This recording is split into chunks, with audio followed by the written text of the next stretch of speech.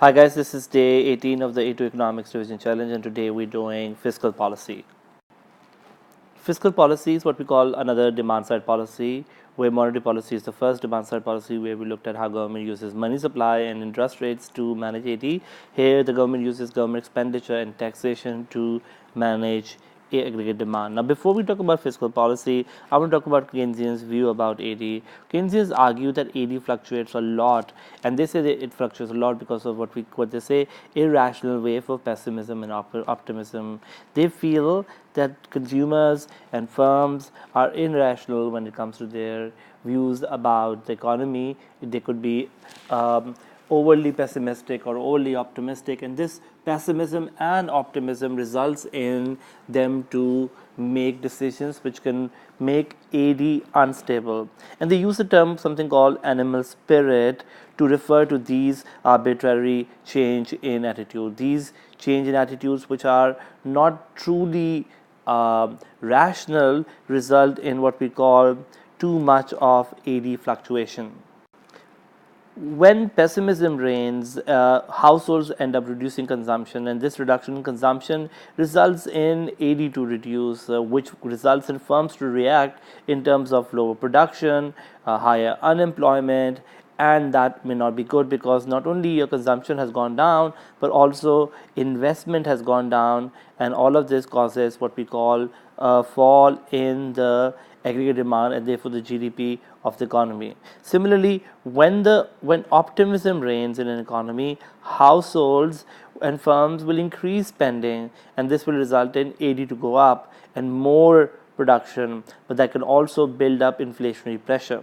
So Keynesians argue that the government's key role is basically to make sure they stabilize AD all the time and remove any deflationary or inflationary gap. What is a deflationary gap and inflationary gap? Let's talk about this because that's something which we haven't discussed so far. So let's first talk about deflationary gap and the role of government expenditure, as well as inflationary gap and the role of government expenditure. In the deflationary gap, what we say is this, that if this is our current GDP, equilibrium GDP, let's call it Y naught, and this is my current price level P naught. If the full employment level is here, like YF, let's call this your LRAS. If LRAS is right now at YF, then clearly what you can see is this, that the GDP is below the full employment level of GDP. This fall in GDP is basically, this gap in GDP is what we call unemployment, while this is the AD currently right now. But what if the AD goes up to, for example, let's say AD1, I will call this gap A to B as the deflationary gap. It's the gap that tells us by how much AD shortfalls that AD which corresponds to full employment. So the full employment level of AD is 81, but right now you are at 80 naught, and that AB gap is what we call the deflationary gap. So how about we show inflationary gap? In the case of inflationary gap, if this is Y naught, and let's say your real GDP is, for example, here, LRAS is like here, the full employment level YF is here. Now AD is exceeding the AD which is corresponding to full employment. In fact, it is exceeding by this much. So this gap here, AB, is what we call inflationary gap, because AD has gone up much more than required, and that is causing basically what we call the GDP to exceed beyond full employment, and therefore that will cause what we say inflationary pressure, because if the price level should be P naught, it actually is at P1, so there is what we call an inflationary gap. Inflationary gap happens when the GDP exceeds the full employment level of GDP, and deflationary gap happens when the GDP is below the full employment level of GDP. And clearly, if you have a deflationary gap, what kind of policy we'll do? And the answer is we'll do what we call expansionary. Here, what we need to do expansionary fiscal and monetary policy. fiscal policy. I'm going to write that because monetary policy we discussed already. While in the case of inflationary gap, we want what we call we will do it what we call deflationary policy, deflationary fiscal and monetary policy, or contractionary fiscal and monetary policy. Now, expansionary fiscal policy could be used to prevent. I wrote this here.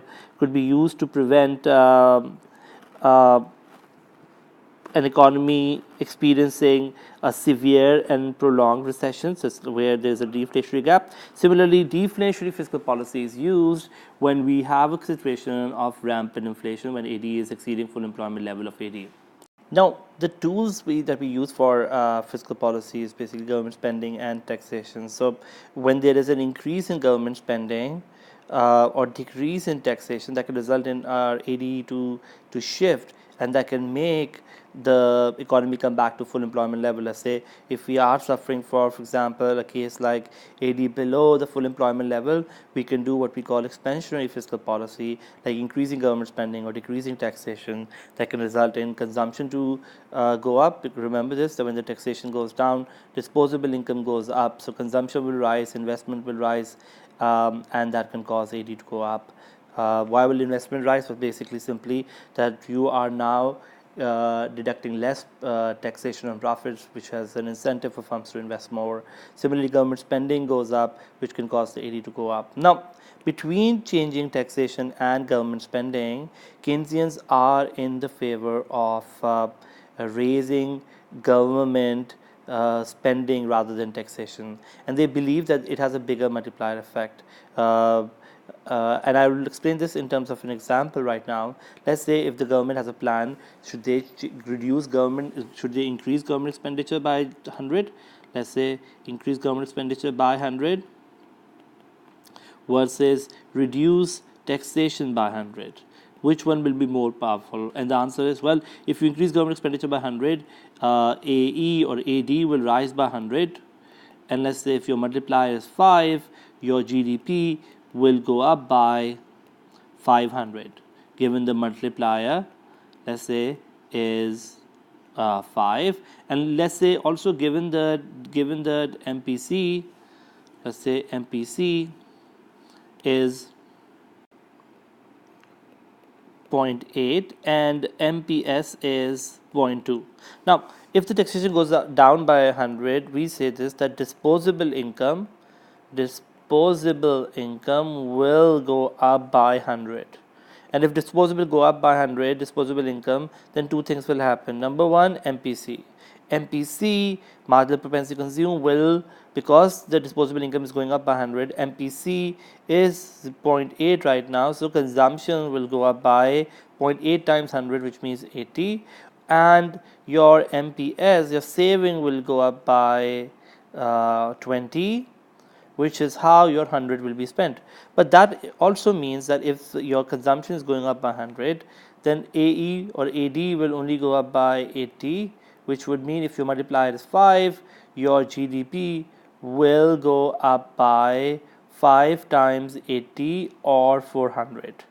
Which means that between government spending and taxation, government spending is more powerful.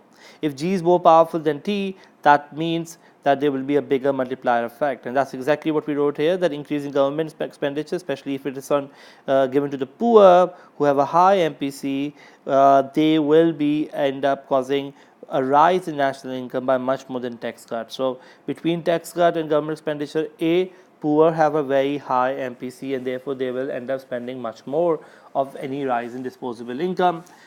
B, when you look at taxation versus government expenditure, taxation has a lower multiplier effect because savings also get affected.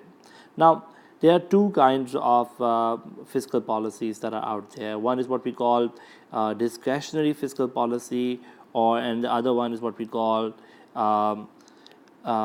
automatic stabilizer. So what are they? Let's talk about that. Discretionary fiscal policy simply is a policy where there is a deliberate government policy with regard to taxation and spending that aims to alter the level of AD. So when the government purposely, deliberately change G or change T to change AD or AE. So this is where deliberately the government tried to change G and T, and through the multiplier the government tried to change Y. On the other hand, automatic stabilizer doesn't need government to deliberately come into play, where the government basically in an automatic stabilizer uses two things. Number one is what we call progressive taxation. Let me write this: progressive taxation. And number two is your unemployment benefit. Now, the reason why they are called automatic stabilizers is because number one, progressive taxation and unemployment benefits will work automatically, and I'm going to show you how. And number two, what we'll see is this, that it stabilizes AD, it reduces the fluctuation of AD that we'll see. So let's take a scenario. Let's say there is a fall in GDP. If there's a fall in GDP in an economy, which means Y falls, that causes basically, if the system of taxation is progressive, to have lower taxes. So taxation is progressive, so taxation rate will fall. Why? Because in progressive taxation, when incomes are falling, tax rate falls. So when the taxation rate falls, there will be also a possibility of lower tax sort of amount collected, and that's results in disposable income to go up. So there will be a rise in disposable income, and that in turn also means higher disposable income causes consumption to recover, investment to recover, and therefore AD to stabilize. So there could be a possibility through progressive taxation that we are able to stabilize the falling AD and falling GDP. And that same argument goes for unemployment benefits. So if your GDP is going down, so there's a fall in GDP, let's say GDP falls, we know this, that unemployment goes up, and a rise in unemployment would mean unemployment benefits go up, which means government spending goes up, which means AD again recovers. So this is why it's called automatic, which means it kicks in automatically without government trying to do anything. The government just puts two tools of progressive taxation and unemployment benefit in place, and as soon as government does that, whenever AD is going down, these tools will kick in, and that results in AD to recover. And it works opposite as well. What if GDP is going up? If GDP is going up, which means tax rates will go up, tax rate goes up, that will cause AD to fall. Vice versa, if GDP is going up and unemployment is going down, government spending goes down, AD falls because G goes down. So the advantage of automatic stabilizers are that they work automatically, government doesn't need to intervene on a regular basis, and that results in the economy to recover. Let's now discuss the limitations of the fiscal policy. The first limitation of fiscal policy we would like to discuss is what we call fiscal drag. The whole idea about automatic stabilizers are that they are trying to act instantaneously, and they try to quickly reduce the fluctuation of AD. As soon as AD is going down, automatic stabilizers can kick in and they can save the AD to fall. Now, this is good, but they also automatic stabilizers also reduce the size of the multiplier, and the way they reduce the size of the multiplier is simply through what we call the progressive taxation and unemployment benefits. So let's say there is a recession in the economy, and let's say the government decides to increase government spending to see some results. But what if automatic stabilizers are already in place? If automatic stabilizers are already in place, when the government spending goes up, GDP goes up, and the economy starts to recover.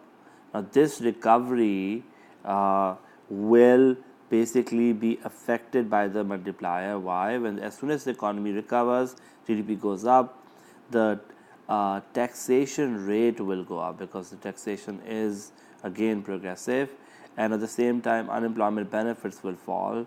because people are getting jobs, GDP is going up, which means that the AD that is recovering here, AD was going up, will begin to fall. Why?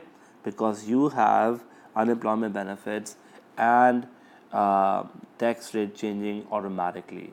So what we say is sometimes when you have automatic stabilizers in place, they kind of reduce the power of discretionary fiscal policy, and they result in a drag on discretionary policy because they drag down AD and make it kind of less powerful than in a situation where there was no automatic stabilizers. The second challenge we see in terms of fiscal policy is time lags. What are time lags? Time lags are delay that happen, and the reason is simple because if the government plans to increase spending, it can take a very long time to filter into the economy, and it can have what we call too late an effect in an economy. Why is that? Because, well, number one, when you look at fiscal policy, the government has to approve it. So there's a lot of political process that happen. The political process can take much longer. For example, first it needs to go to the parliament. The parliament has to sort of approve it, and then it needs to get implemented. And once properly implemented, then it will see its result, which means it can take much longer for the policy to come into effect, and such lags suggest that the economy's conditions might change and the policy may come too late if it takes many months for the policy to show its results. So one of the problems that happen when it comes to political process, which is what is involved in fiscal policy, is that it takes much longer than, let's say, any other policy. The third problem that we always recognize is the fact that government might have poor information. The poor information is the idea that if the government basically really wants the fiscal policy to operate properly, they may need to know, for example, different things in the economy, which is basically like the size of the multiplier, like how much the government spending can affect GDP, or how much taxation can affect GDP. Not knowing the total effect, or not knowing the accurate effect of the government spending and taxation on the economy means that they may end up overspending or overtaxing or underspending or undertaxing.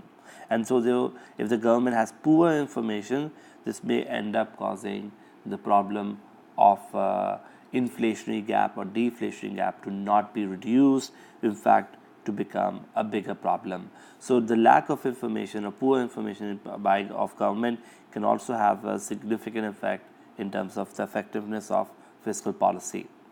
The next one is what we call adverse supply side effect. Adverse supply side effect basically means is that when you put fiscal policy in place, there could be a problem of disincentive effect in terms of effort. So when you have a fiscal policy, there could be a disincentive effect on efforts and initiatives. Why? Because fiscal policy includes changing government expenditure, which means changing, for example, unemployment benefits. So if unemployment benefits go up, you could have a possibility that people may decide to work less. And if people decide to work less, that could mean there could be supply side issues as aggregate supply in the economy may fall. Similarly, too much taxation is also problematic. Why? Because when the taxes go up, we know firms will like to invest less, so there could be lower investments, so investments can fall, and that can also affect your supply side as an aggregate supply may fall. So there is a fall, there is a possibility of a fall in productivity, and there's a fall in investment, and there could be a disincentive to work if there is too much taxation and too much unemployment benefits in an economy. Our last sort of limitation is an important one. We call it crowding out effect. And crowding out basically means eating up of resources by the government. How can government eat up resources? Well, the idea goes this, that let's say if the government uses a significant amount of labor and raw material in an economy, then that could result in more expensive resources for the private sector. For example, let's say government decides to open 200,000 schools all over the country. This means the demand for teachers will go up, which means the salaries and wages for teachers will go up, which means automatically the private sector, which is also a competitive employer, may need to now pay higher salaries because the government has increased the demand for teachers. So the idea goes this, that private sector use of resources will be affected when the government is using significant resources and causing them to become expensive. Similarly, there could be what we call a financial crowding out. Financial crowding out is basically an increase in government expenditure.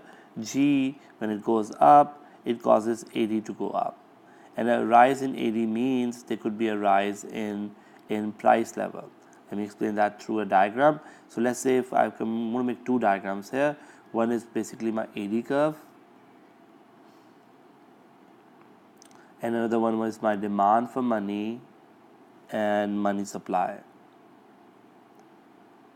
Right? So this is, here I have price level on my y-axis, here I have interest rates. So one of the arguments that is raised against monetary policy, the fiscal policy, by monetarists and even classical economists is that if there is a rise in AD because the government spending goes up, it will cause the price level to go up. When the price level goes up, we've seen this, that the demand for money will rise. Why? Because now the same amount of goods will become will require more money from us. So there will be a rise in demand which causes interest rate to go up. So when the government expenditure goes up, AD goes up, causes the price level to go up, which in turn causes interest rate to go up, which in turn will result in consumption to fall, investment to fall in an economy, and therefore AD to fall. So according to the monetarists, an increase in government expenditure can cause inflation to happen, and that in turn can cause basically AD to fall as interest rate in an economy go up, and that is basically where we are unable to see the effectiveness of monetary fiscal policy, because you increase government expenditure to increase AD, but because interest rate went up, you end up causing AD to fall, which means the economy failed to recover. And that's basically what we call financial crowding out. Now Keynesians have a counter argument to it. Keynesians say this, that this is not true, that when you are causing government expenditure to go up, you may see AD to go up, but the price level